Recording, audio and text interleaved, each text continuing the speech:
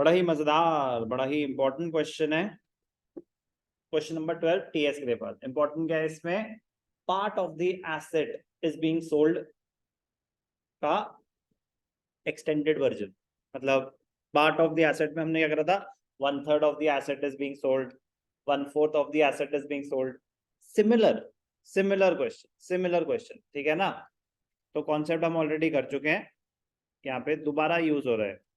When part of an asset is being sold. ध्यान से देखेंगे। On 1st April 2010, plant and machinery was purchased for 1,20,000. New machinery was purchased on 1st October 2010. 1st April 10, ये क्या है? Financial year 10/11। फिर 1st October 10, ये क्या है? ये भी है 10/11 for 50,000। And 1st July 11, 1st July 11 क्या है? 11/12। ठीक है। On 1st January 13, a machinery of the original value of 20,000 which was included in the machinery purchased on 1st April 10 was sold। मतलब कुछ अजीब सी बात कह दी इन्होंने, ठीक है ना? बट मैं कह रहा हूं अभी मैं उस पर टेंशन लो ही क्यों। 1st January 13 कब आएगा? 12/13 में। 1st January 13 कब आएगा? 12/13 में। यस और नो? जब आएगा तब देखेंगे इस लाइन को, क्योंकि ना तो मेरे 9-10 को अफेक्ट करेगा, ना मेरे 10-11 को अफेक्ट करेगा, ना 11-12 को। तो पहले आराम से क्वेश्चन शुरू करते हैं, 50% बैटल खत्म कर देते हैं। जब थोड़े बहुत हाथी आएंगे तब देख लेंगे उनको, पहले छोटे लोगों को तो हटाएं। मशीनरी अकाउंट बनाना है 3 इयर्स का, plant and machinery account, depreciation 10%, straight line method. अब ध्यान से देखना बेटा, 50%, more than 50% of the question is straight forward, उसमें गलती नहीं हो। गलती हो तो मुश्किल वाले पार्ट में हो, और धीरे धीरे वो भी मिनिमाइज हो जाएगी। लेकिन अगर आप बेसिक में एरर कर रहे हैं ना, तो भाई साहब आप बहुत बड़ी दिक्कत में, कि आप इजी बॉल भी नहीं खेल पा रहे, तो मुश्किल तो भूल ही जाओ ना। तो मुश्किल होती है तो मुश्किल डिफेंस कर दो, नहीं बनाना मुझे उस पर रन, इजी वाले पे छक्का मार लेंगे। आप इजी पे आउट हो रहे हो तो प्रॉब्लम। तो एसेट खरीदा, एसेट डेप्रिशिएट हुआ, ये बहुत ज्यादा बेसिक्स है। ध्यान क्या रखना है? डेट्स का और कैलकुलेशन का। तो चलो शुरू करें। पहला साल क्या है? 10-11। But the sad part is, कुछ बच्चों ने इतना पार्ट भी ऑनेस्टली अटेम्प्ट नहीं करा, तो वो उस चीज को स्ट्रॉन्ग नहीं कर पाए, ताकि उनको ये पता चले कि यार ये तो बहुत ही सिंपल था। April 1st to bank account, M1 1,20,000, कोई उस पर इंस्टॉलेशन नहीं, कोई कुछ नहीं, 1,20,000। October 1 2010, वो भी इसी साल आ रहा है, October 1 to bank account M2 120 और 50,000। नेक्स्ट एसेट खरीदा 1st July 11, मतलब 11-12 में। तो अभी तो कुछ नहीं हो रहा 10-11 में, तो 10-11 में क्या होगा? बुक्स क्लोज हो जाएंगी। बुक्स क्लोज करने से पहले डेप्रिसिएशन M1 M2। M1 की depreciation, rate of depreciation is 10%, तो ये डायरेक्टली दिख रहा है 12,000। M2 50,000 का 10% for October, November, December, January, February, March, 6 months. तो 50,000 का 10% 5,000, 5,000 का हाफ 2,500। तो डेप्रिसिएशन कितनी हो गई? 14,500। क्लोजिंग बैलेंस निकाल देंगे by balance carried down. M1 M2, M1 120 minus 12, 1,08,000, 50 minus 2,500, 47,500, 147, 155, 148, 155। कोई भी डाउट फर्स्ट ईयर में? इजी या वेरी इजी? अब तक तो ये वेरी इजी की कैटेगरी में आ जाना चाहिए। अगर नहीं आ रहा, यहां गलती कर रहे हैं, तो stop, rewind, start from the beginning again, तो प्रॉब्लम सॉल्व हो पाएगी, अदरवाइज नहीं। तो मैं कह रहा हूं ना, हर प्रॉब्लम का सॉल्यूशन है, बट फर्स्ट होता है एडमिटिंग कि हाँ प्रॉब्लम है, फिर होता है करेक्टिव मेजर। तो कुछ बच्चे एडमिट ही नहीं करना चाहते कि प्रॉब्लम है, तो वो फिर बेचारे बाद में फंस जाते हैं कि जब टाइम आएगा क्वेश्चन करने का तो हम कर नहीं पाएंगे। एग्जाम में एक ही क्वेश्चन आना है, तो चांसेस हैं कि वो स्ट्रेट फॉरवर्ड नहीं होगा। तो वहां तक पहुंचने के लिए ट्रेनिंग है। 10 11 11 12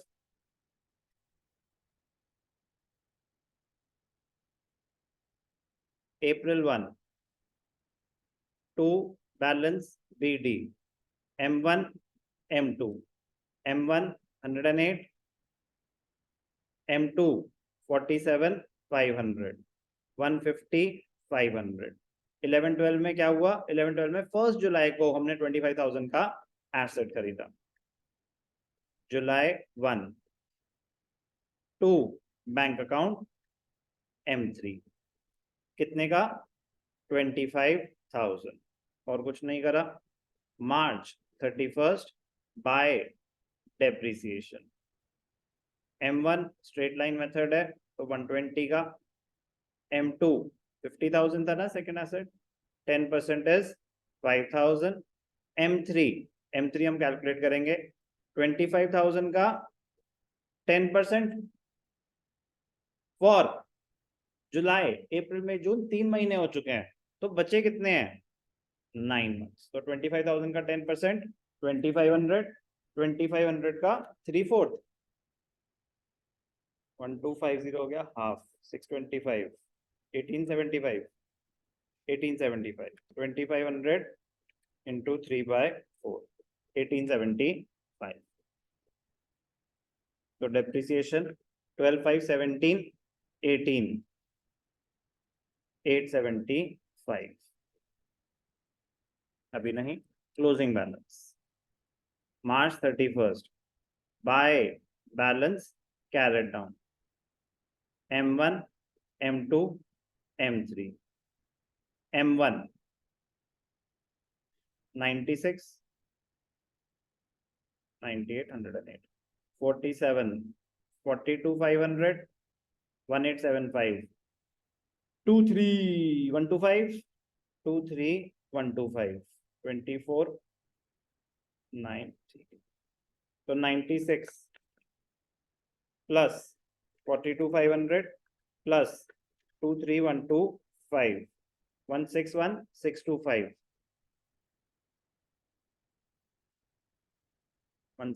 625 टोटलिंग कर लेंगे अपने आप, प्लीज चल सकता हूँ आगे। सेकेंड ईयर भी खत्म। अब ध्यान से देखना, obviously most important is the year of sale. Year of sale 12-13 2012-13 April 1 to balance BD M1 M2 M3 M1 M2 M3 96 42 500 23125 23125 161625 already निकला हुआ है 161625। अब ध्यान से देखना बेटा, most important part, tricky part. तो ये है क्वेश्चन की जान। इसमें गलती होने के चांसेस 99% फर्स्ट टाइम, ठीक है ना? तो वाई सो, ध्यान से देखेंगे। ऑन 1 जनवरी 2013 12-13 में आता है। 1 जनवरी 2013 12-13 में आता है। तो अभी 11-12 खत्म हुआ है, 12-13 नेक्स्ट ईयर ही है। 12-13 हमने स्टार्ट कर दिया है, 12-13 हमने स्टार्ट कर दिया है। 1 जनवरी 2013 a machinery of the original value of 20,000 which was included in the machinery on 1st April 10। Normally होता है कि हम पूरा एसेट बेच रहे हैं कि 1 अप्रैल 2010 को हमने एक एसेट खरीदा था, वो बेच दिया।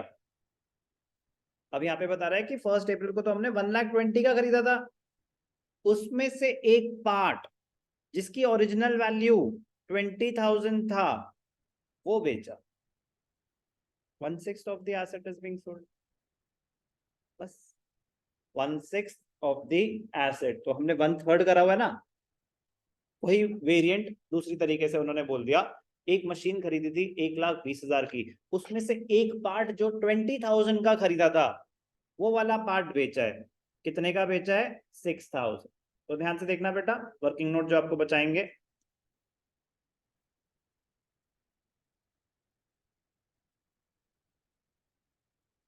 कैलकुलेशन ऑफ गेन और loss on sale of machinery. कब बेच रहे हैं machinery?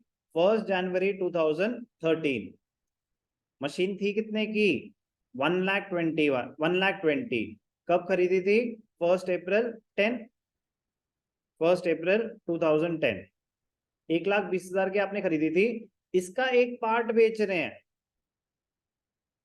Sold remaining, sold 20,000 which is 1/6, remaining 1 lakh which is 5/6. Yes or no? Book value of M1, book value of M1 on 1 अप्रैल, जब साल शुरू हुआ तो 1 अप्रैल 2012 को पूरे एसेट की वैल्यू क्या थी? 96,000। पूरा एसेट बेचा या इसका कोई पार्ट बेचा? कितना पार्ट? 1/6। तो 1/6 of M1 is 96,000 divided by 6. तो 6 1 जा 6, 3 6 6 6 जा 36, 16,000। कोई भी डाउट? मतलब जो एसेट ये आपने कब खरीदा था? 1 अप्रैल 10। क्या है ये? Original cost. तो बुक वैल्यू कब? 1 अप्रैल 12, उसकी वैल्यू क्या आई? 16,000। तो बाकी 5/6 की क्या आ जाएगी? 80,000।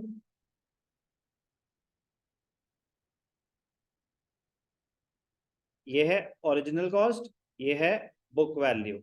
हमने जो चीज 20,000 की खरीदी थी वो आज की डेट में क्या है? 16,000। हमने जो चीज 120 की खरीदी थी वो आज की डेट में क्या है? 96,000। तो जो रिमेनिंग एसेट बच गया, जो हमने 1 लाख की खरीदी थी, वो 2 साल के बाद वैल्यू क्या है? 80,000। समझ आ रहा है क्या हो रहा है? समझ आ रहा है क्या हो रहा है? Direct calculation. अब हमने जो एसेट बेचा, हमने जो एसेट बेचा वो कब बेचा? 1 जनवरी को। तो हमारे पास तो कब की वैल्यू है? 1 अप्रैल की। तो हमने जनवरी तक यूज करा ना पहले, तो पहले वो डेप्रिशिएट होगा। जनवरी 1 बाय डेप्रिसिएशन। डेप्रिसिएशन कैसे कैलकुलेट होगी? 1/6 M1, 1/6 M1। तो 1/6 M1 की ओरिजिनल कॉस्ट क्या है? 20,000 का रेट ऑफ परसेंट क्या है? 10 रेट ऑफ डेप्रिसिएशन। कितने महीने? 9। जनवरी 1, तो पूरा जनवरी बचा है, फरवरी बचा है, मार्च बचा, 3 महीने बचे हैं अभी। तो कितने महीने यूज हुआ होगा? 9 मंथ्स। तो 20,000 का 10%, 2,000, 2,000 इंटू 3/4, 1,500। तो जो एसेट आपने 20,000 का खरीदा था, 2 साल की तो डेप्रिसिएशन ऑलरेडी लग चुकी है, उसकी वैल्यू 1 अप्रैल को क्या थी? 16,000। Book value of asset sold on 1 जनवरी 13 क्या रह गई? 16,000 माइनस 1,500, तो क्या रह गई? 14,500। ये 16 तो हम यहाँ निकाल चुके थे, 16 तो ओपनिंग बैलेंस ऑलरेडी डेप्रिशिएटेड है। समझ आई बात? तो डेप्रिसिएशन कितनी है? वैल्यू कितनी हो गई? Book value 14,500। हमने कितने का बेचा? क्वेश्चन ने बताया हमें 6,000 was sold for 6,000। तो हल्का सा क्या हो गया? लॉस। कितना 8500, लॉस कितना हो गया 8500। तो कैसे दिखा देंगे यहाँ पे, पहले आ जाएगा by bank account, sale value 6000 और सेम डेट पे by profit and loss account, क्या है ये लॉस 8250, कितना आया था लॉस 8500, 16,000 का पार्ट 1500 डेप्रिसिएशन, वैल्यू हो गई 14,500, 86 14,500। अब ध्यान से देखना, बहुत मजेदार पॉइंट, ये भी बहुत इंपॉर्टेंट था। तो सबसे पहला जो ट्रिकी पार्ट कि जहां आप अटकते, तो ये कि जो हमने एसेट बेचा उसकी calculation, very very important. First part जहां गलती हो जाती है, एक गलती यहाँ हो सकती थी, दूसरी गलती कहाँ हो सकती है, इससे पहले तो सब कुछ स्ट्रेट फॉरवर्ड था, इससे पहले गलती हुई है तो मतलब पुराने कॉन्सेप्ट्स में दिक्कत है। अब जनवरी के बाद क्या हुआ, कोई नया एसेट नहीं खरीदा, मार्च 31। अब ध्यान से देखना, बाय डेप्रिसिएशन क्या बचा है मेरे पास, 5/6 M1 बचा है। तो अगर पूरा एसेट 120 का था तो उसका 5/6 क्या था, ओरिजिनल कॉस्ट 1 लाख। 1 लाख का 10% पूरे साल का, क्योंकि वो एसेट तो पहले से बढ़ा हुआ है ना, तो 10,000। बाकी सेम है M2 M3। M2 50,000 वाला एसेट था 5,000, M3 25,000 का था 2,500, तो डेप्रिसिएशन क्या हो गई 17,500। क्लोज कर देंगे, बस क्लोजिंग बैलेंस आ जाएगा। ये भी बहुत इंपॉर्टेंट स्टेप है। चलो मैं जगह क्रिएट कर लेता हूँ जल्दी से। मार्च 31 बाय बैलेंस कैरेट डाउन, कितना एसेट बचा है 5/6 M1। अब क्लोजिंग बैलेंस निकल रहा है, क्या निकल रहा है क्लोजिंग बैलेंस। तो 1 अप्रैल को M1, तो ये तो टोटल की वैल्यू है, तो 5/6 की क्या रही थी 80,000, ये हम ऑलरेडी कैलकुलेट कर चुके हैं। तो ये जो वैल्यू आएगी क्या आएगी 80,000 माइनस 10,000, इसकी वैल्यू क्या रह गई 70।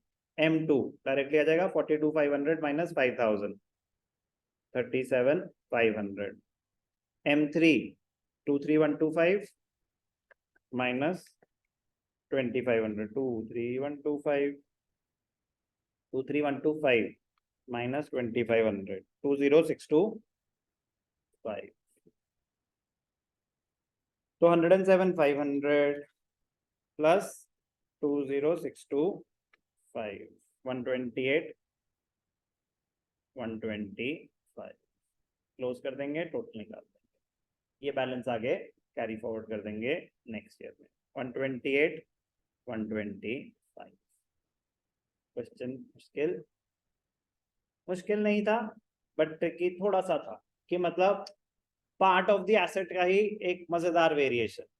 बट मैं कह रहा हूँ ना कि अगर आपको 1/3 समझ आता है, आपको 1/4 समझ आता है, तो 1/6 से क्या दिक्कत है, कॉन्सेप्ट तो एग्जैक्टली सेम है।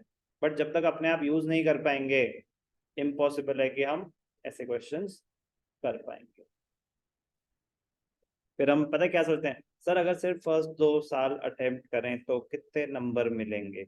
अरे तो आप ये कह रहे हो कि अगर हम 5 नंबर से मैच हार जाएं तो 5 रन से तो कोई दिक्कत तो नहीं है, बुरा तो नहीं लगेगा, कम से कम पास पहुंच के हारे, फायदा क्या, मतलब पूरे पूरे होते हैं, अधूरे अधूरे होते हैं। तो इतनी मेहनत हम हाफ मार्क्स या पार्ट ऑफ द क्वेश्चन सही करने के लिए नहीं कर रहे, पूरा क्वेश्चन सही करने के लिए कर रहे।